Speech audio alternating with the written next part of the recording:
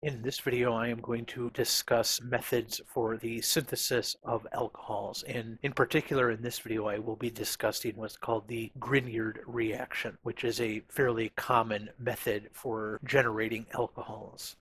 And so the Grignard reaction uses what's called an organometallic reagent. And so there are two types of organometallic reagents that are often used in this type of reaction. Those are the Grignard and organolithium reagents, which are used as strong nucleophiles and bases. And so in both of these, what we're doing is we have a carbon atom and a metal ion. And so in the organolithium, that metal will be lithium, and Grignard, it is magnesium. And so we form this carbon-metal bond that stabilizes the carb anion. So the carbon is going to be the negatively charged ion here, and it is stabilized by this metal. So carbon is therefore the nucleophile instead of the electrophile, which is mostly the case in substitution reactions. And so what we will be doing is forming carbon-carbon bonds, and this is actually great for assembling carbon skeletons. So in addition to making alcohols, one of the things that these types of reactions do is form these carbon-carbon bonds. And so we have our Grignard reagent here. We start with just an alkyl group here that's bound to chlorine, bromine, or iodine. And then we put magnesium in it. And this is done in diethyl ether. Sometimes it's done in things like tetrahydrofuran or other sorts of ether solvents. And what happens is this magnesium ends up going in between these right here, so that we end up with this organomagnesium halide right here. And this is called the Grignard reagent, and it reacts like this, where this R would have our carbon on it, and then this magnesium here is our metal. And the reactivity decreases as we go up the halogens on the periodic table. Then the organolithium reagents look like this. So we again have a halogenated hydrocarbon right here. We put the lithium in. One of the lithiums ends up being bound to our halogen, and the other one ends up bound to our hydrocarbon here. And so again, the hydrocarbon will act as our nucleophile here. I'm going to be mostly focusing on Grignard reactions, but it's essentially the same mechanism as with the organolithium reagents, and so most of the following can be applied to the organolithium reactions as well. So Grignard reagents react strongly with water and other polar protic solvents, and so these reactions have to be carried out in dry conditions. So if you've taken like a sophomore organic chemistry class and you've done this reaction, you've had to flame all your glassware to try to evaporate all of the water out of it. Otherwise, it will react with the water. And acetone will not work because the Grignard reagents react with carbonyl carbons. And in fact, that is the reaction that we're going to be trying to do here. And so you don't want something else in there that's going to give you a side reaction. And so this is a summary of all the Grignard reactions that we're going to be looking at here. So one of the main ones here is reacting with aldehydes and ketones. So we have this where this could be a hydrogen or an R group. We have our Grignard reagent here. And so this R group will end up bound to this carbon. So that's forming that carbon-carbon bond. And then we do a H plus workup to just protonate this oxygen right here. And we can also do double addition to esters and acid halides. So we have an ester here. We could also have this be, say, like a chlorine atom right here. And we end up binding two of these R groups to it like this. And so this adds twice. And we can do this to epoxides as well, and this will happen to the least substituted carbon. That's because this is an SN2 reaction. So, like I said, it will bind to the least substituted carbon.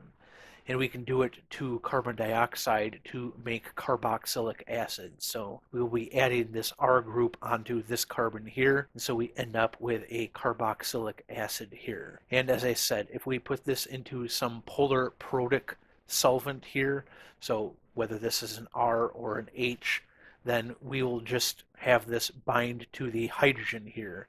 So it's a very powerful base, and so it'll just tear these hydrogens off of here, and then we just end up with this right here. And we usually don't want that because we want to form carbon-carbon bonds rather than just carbon-hydrogen bonds, which are very easy to come by.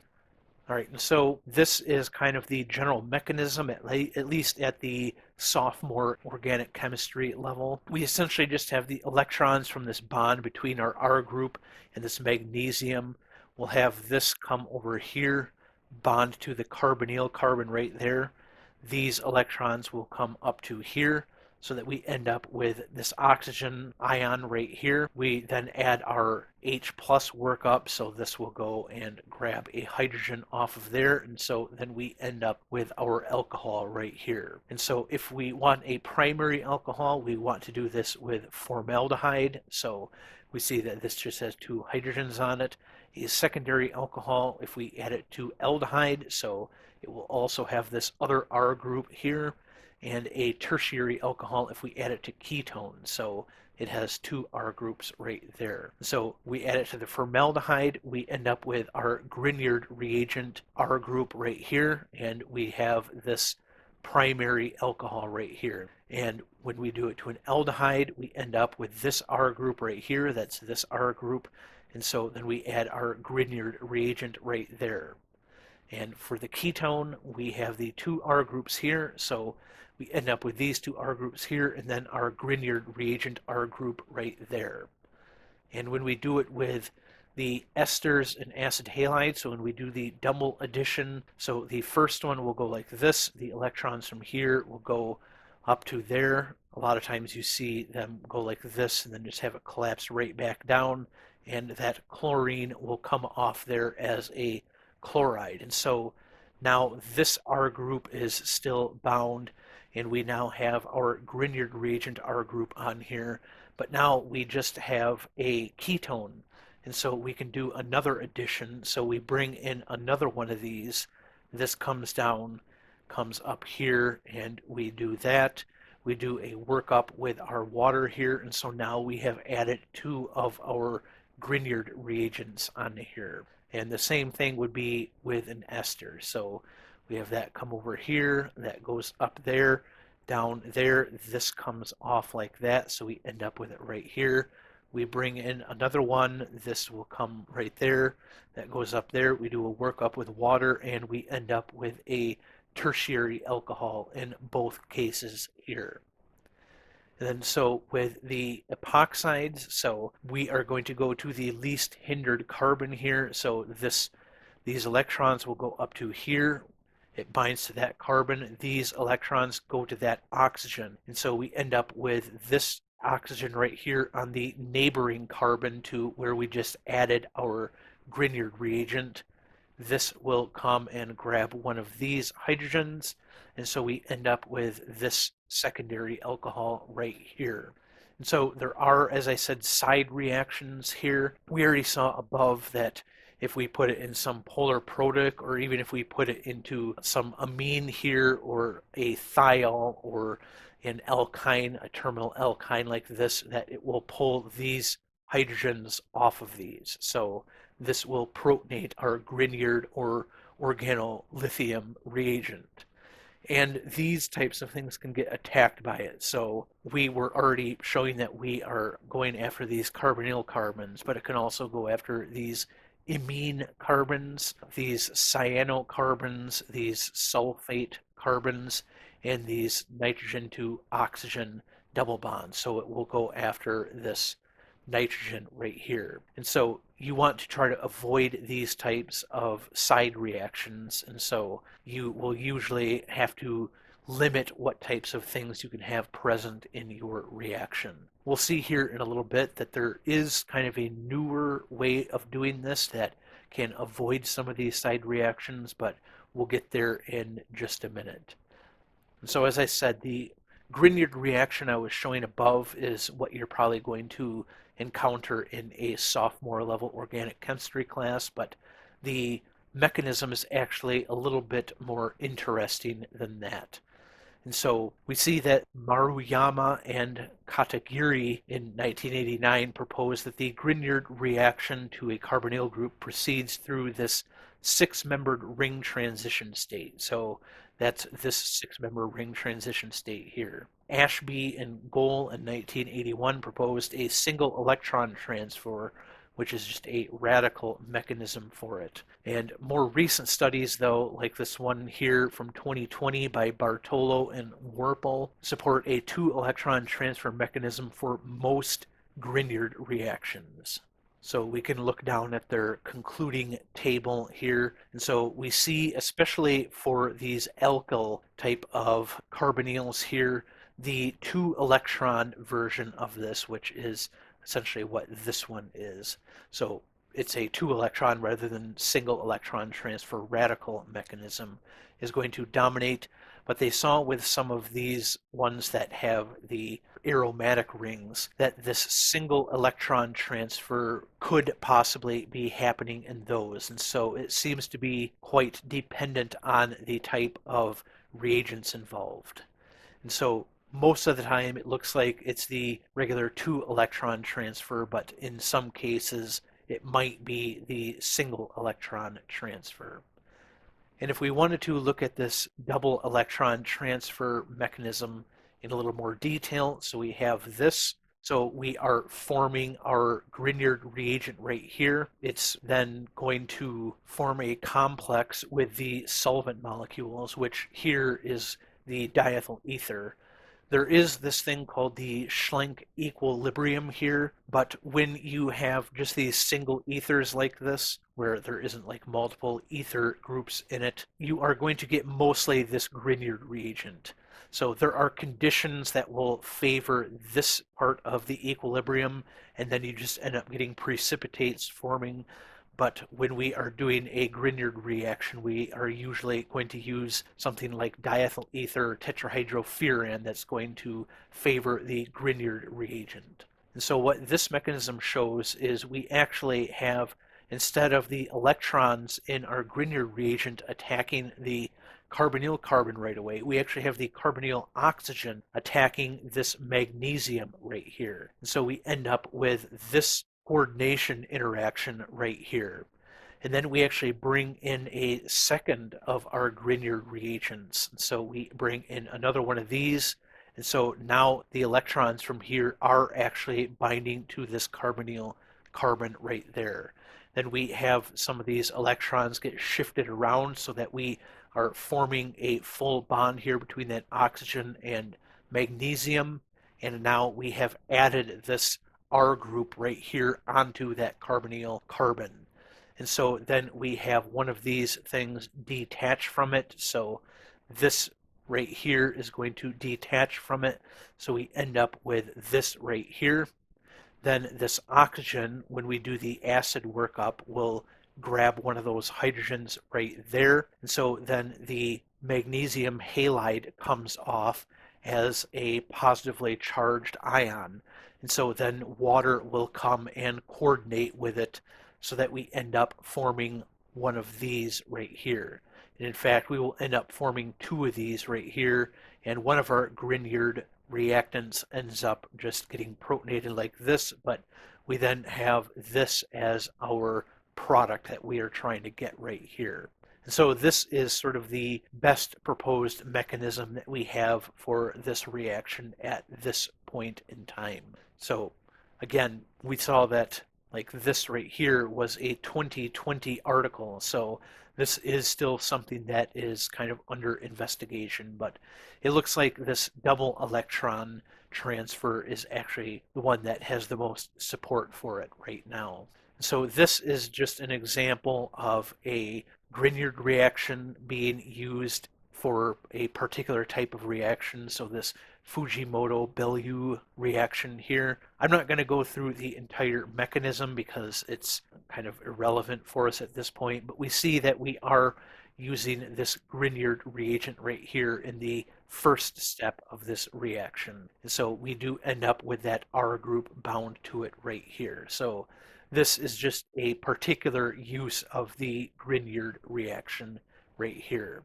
So this is the thing I was mentioning earlier about making the Grignard reactions a little bit more selective as to what type of substrate it will bind to. And so they actually call these turbo Grignards. And these are Grignard reagents modified with lithium chloride. And so compared to conventional Grignard reagents, the turbo Grignards are faster, so the reaction is faster. They have a better yield. They require milder conditions, and as I said, they are more chemoselective.